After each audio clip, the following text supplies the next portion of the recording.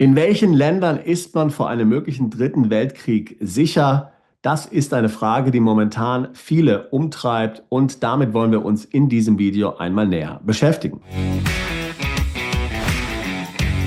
Wenn wir uns die Spannungen in Osteuropa anschauen, hier im Punkto Russland gegen die Ukraine, wenn wir uns anschauen, wie sich hier die USA aus dem NATO-Bündnis so schrittweise zurückziehen, dann wird natürlich vielen Angst und Bange. Viele befürchten tatsächlich einen dritten Weltkrieg. Ich sehe das immer wieder daran, dass wir dazu auf unseren Webseiten verschiedene Artikel zu diesem Thema haben.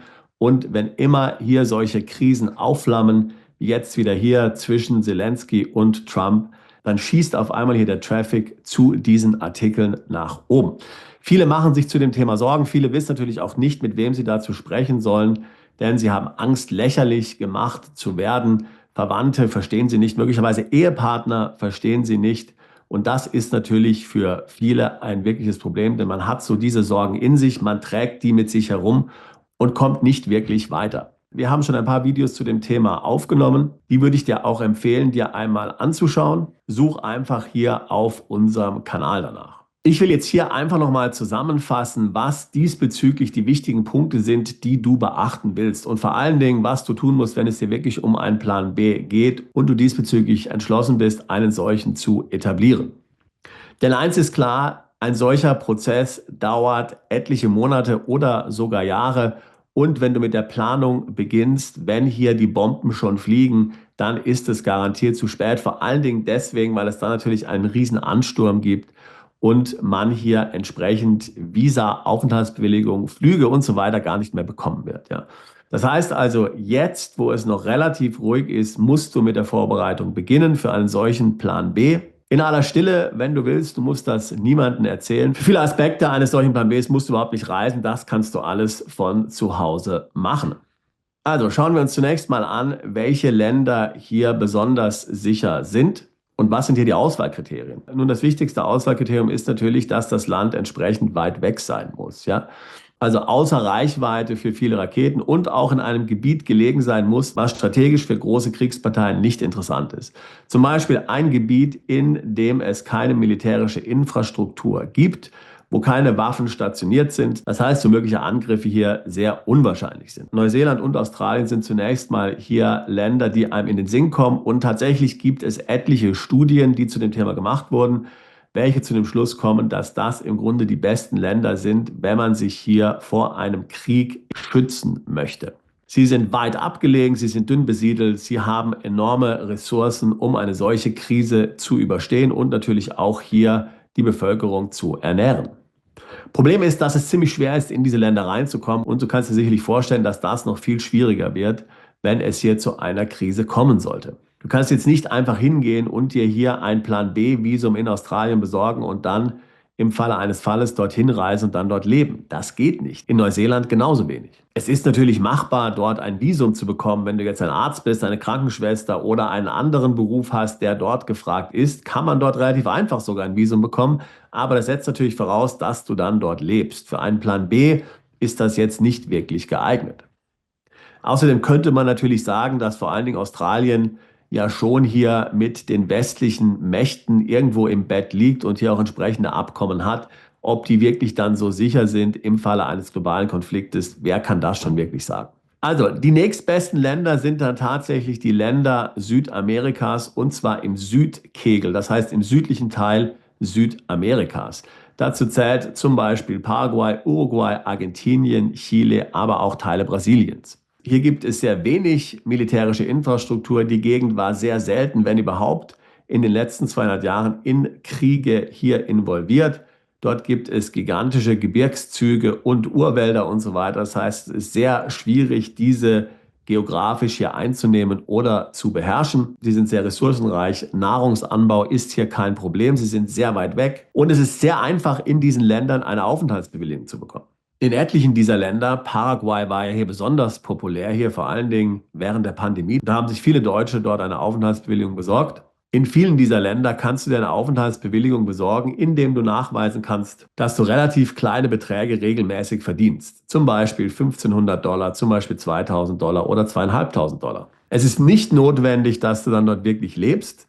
Du kannst dir diese Aufenthaltsbewilligung besorgen und wenn dann wirklich etwas sein sollte, könntest du dorthin umziehen.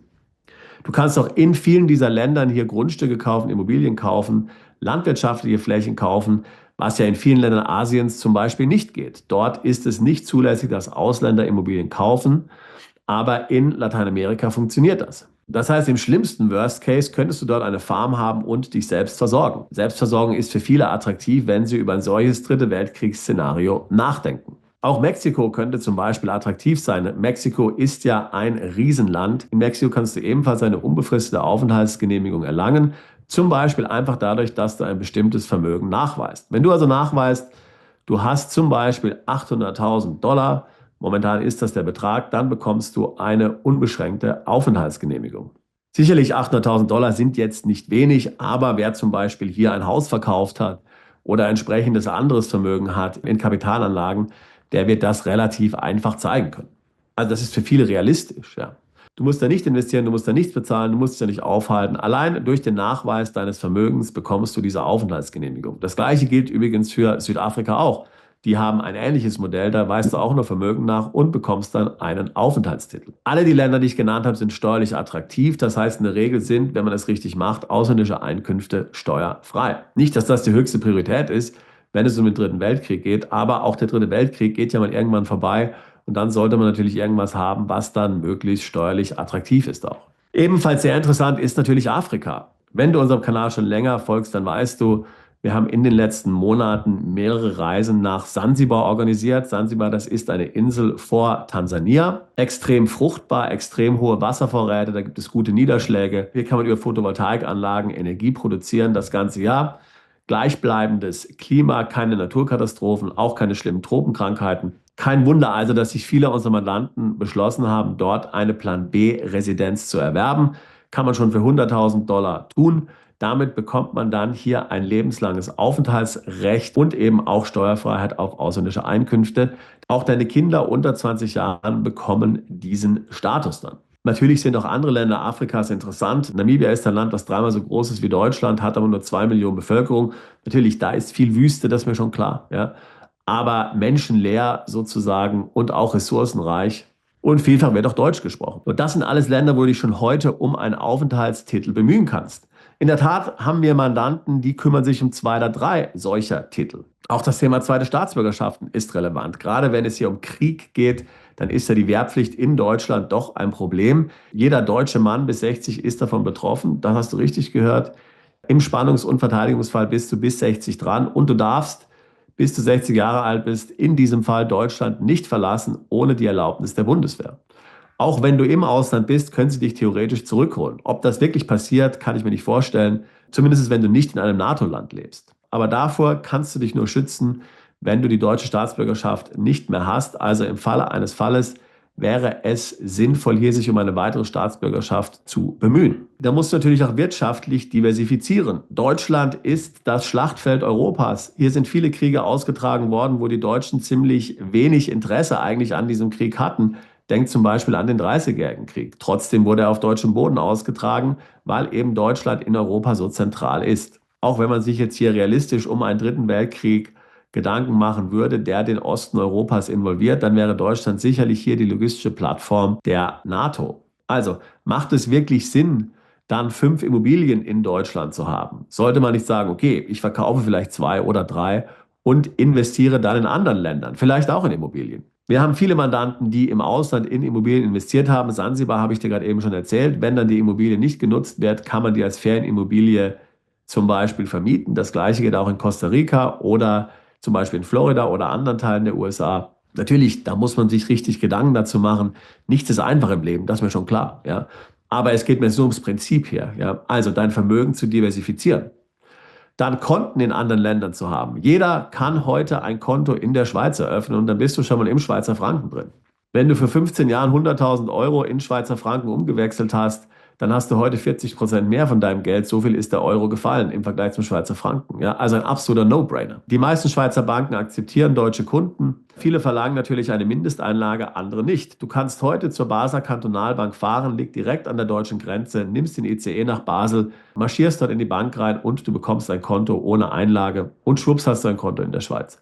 Da gibt es natürlich auch Online-Banken, zum Beispiel Swissquote oder You, aber auch der traditionelle Weg, dort in eine Bankfiliale reinzumarschieren, funktioniert. Das gleiche geht auch mit Liechtenstein. Hier sind dann meistens höhere Beträge dann notwendig als Einlage. Dann musst du überlegen, was könnten in einem solchen Fall mögliche Einkommensquellen sein. Kannst du zum Beispiel irgendwo in einem anderen Land ein Business etablieren?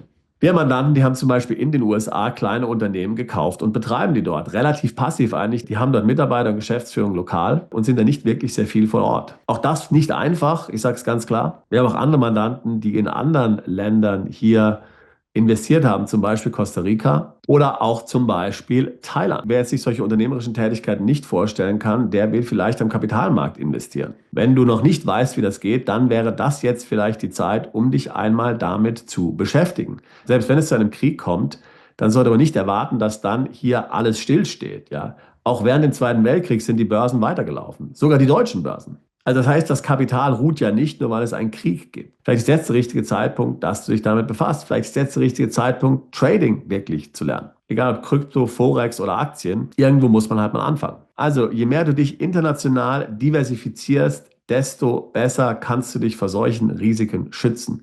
Wichtig ist aber, dass du jetzt anfängst, dass du nicht wartest, denn wie gesagt, die Vorbereitung dauert vielfach viele Monate oder sogar Jahre. Natürlich überlegen sich viele auch ganz auszuwandern oder so eine Mischung zu machen. Wir haben zum Beispiel Mandanten, die sind von Deutschland in die Schweiz umgezogen, haben sich dann ein landwirtschaftliches Grundstück in Paraguay gekauft und verbringen jetzt die Hälfte der Zeit in Paraguay und der Schweiz. Aber bis das alles mal so funktioniert hat, ja, das hat ein paar Jahre gedauert. Erstmal der Umzug in die Schweiz.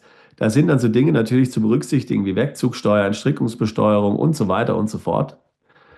Dann in Paraguay die ganze Herausforderung, dort lokal wirklich tätig zu werden, rechtssicher was zu kaufen, zu verhindern, dass das von irgendwelchen Hausbesetzern hier dann beschlagnahmt wird, während du nicht da bist. Das sind so die typischen Herausforderungen. Ja? Also nichts ist einfach, wie ich es gerade eben gesagt habe. Aber es ist eine positive Herausforderung, denn am Ende steht ja ein sehr attraktives Ziel. Also das heißt, jetzt damit beschäftigen. Ich halte es auch immer sehr wichtig, sich mit Gleichgesinnten hier zusammenzuschließen. Und da sind natürlich zum Beispiel unsere Seminare eine ganz tolle Gelegenheit. Wir machen regelmäßig Seminare in London, in Zürich und in anderen Städten. Schau dir das mal an. Wir organisieren Reisen. Auf unserer Webseite perspektiveausland.com unter Veranstaltungen siehst du ja eine genaue Übersicht. Das Tollste an diesen Reisen und an diesen Veranstaltungen ist die Community. Also, selbst wenn du überhaupt dir nicht vorstellen kannst, nach Sansibar umzuziehen, ja, einfach mal auf die Reise mitzukommen, dich inspirieren zu lassen. Wir waren vor kurzem dort, ich war auch dabei mit 35 Leuten. Diese Gruppe von 35 Leuten, die sich zusammengefunden hat, die haben sofort connected, die waren sofort auf der gleichen Wellenlänge. Da muss man sich nicht verstecken, da kann man sagen, was man denkt, da denken alle das Gleiche. Da fühlt man sich sofort hier wie unter Freunden oder sogar wie in der Familie und da entstehen lebenslange Beziehungen. Das ist das eigentlich Interessante an unseren Events. Natürlich, da lernt man natürlich auch sehr viel und unsere Seminare sind ja auch inhaltlich sehr intensiv und man hat tolle Eindrücke, wenn man zum Beispiel auf die Reisen geht. Aber das Wichtigste ist eben, einmal Gleichgesinnte zu finden. Die können dir dann auch Tipps geben, die haben vielleicht manche Sachen schon ausprobiert und können dir sagen, mach es auf keinen Fall. Oder ich kenne in dem und dem Land hier einen Anwalt oder Steuerberater. Das ist so wichtig, ja. Denn auch im Falle eines Falles, wenn es wirklich kracht, dann sind natürlich solche Beziehungen, auf die du dich verlassen kannst, enorm wichtig, ja. Weil möglicherweise brauchst du ja mal Hilfe. Vielleicht steckst du ja mal irgendwann in Paraguay fest und brauchst irgendwann mal eine Unterkunft oder einen Ort, wo du hinkommen kannst, ja. Wenn du jetzt hier ein paar andere Leute kennst, die auch in der Gegend sind, dann kannst du ganz einfach natürlich dich hier connecten. Deswegen, also das Networking ist genauso wichtig wie all die anderen Dinge, die ich dir gerade eben gesagt habe. Also, wenn du dich ernsthaft mit dem Thema befassen willst und wie gesagt, für viele muss es gar nicht der Dritte Weltkrieg sein, generell können wir sagen, auch vor diesen ganzen geopolitischen Konflikten hier bewegt sich Deutschland und Europa eigentlich nicht in die richtige Richtung. Und selbst wenn du nur in Anführungszeichen hohen Steuern, Vermögensabgaben etc. entkommen willst, dann sind diese ganzen Modelle, die wir hier gerade besprochen haben, sehr hilfreich. Wenn das Fragen sind, die auch dich umtreiben, dann würde ich mich freuen, mit dir ein Beratungsgespräch zu führen. Link dazu packe ich hier in die Beschreibung dieses Videos mit hinein. Wir tun seit fast 20 Jahren nichts anderes als Mandanten genau bei solchen Sachverhalten zu beraten, sie bei der Auswanderung zu unterstützen oder bei der Etablierung eines Plan Bs. Ich würde mich freuen, auch dich alsbald auf einem unserer Events begrüßen zu dürfen oder dich anderweitig zu unserer Mandantschaft zählen zu können. Bist du Unternehmer, Freiberufler oder Investor? Zieht es dich schon lange ins Ausland?